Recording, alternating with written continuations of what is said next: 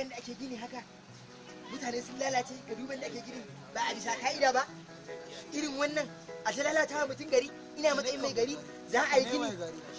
ba za a zo a tambaye ni ba alhamdulillah kuna ji na gaya muku cewa duk yaron da aka kama shi a garin nan yayi banzan aski sannan kuma yayi sagen din wando a kama shi a kawo min shi fada a zane shi kai na gaya maka ba komai mai gari Allah jaza mana ta gari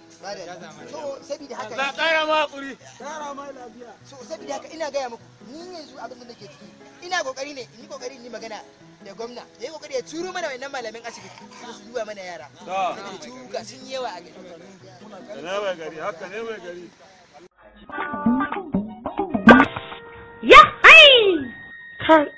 kai aja ya hai cike damuwan mu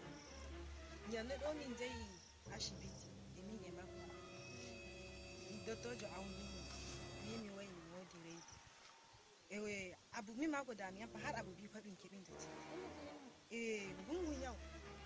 ko ni dai kan jama kan gungun kan jama mai biyan wai mu haɗu mare ne mai anwa mai gari lalle kam in ja to mai gari gaskiya in ja ya na mi eno telle ya telle fada in ja mi dutto ma in ja wa ai mai gari on to ya hai kai aja hai ku filani me ya kawo ku fada mai gari mu da mai gari muke so mu yi magana mu yi magana gaskiya mai gari mun je asibiti ni da babana likita ya auna ni ya ce ina da abubuwa guda shiki da kanjamau an tambaye ni na she kai ne ka mun ciki da kanjamau ni mai gari na miki shige da kan jama na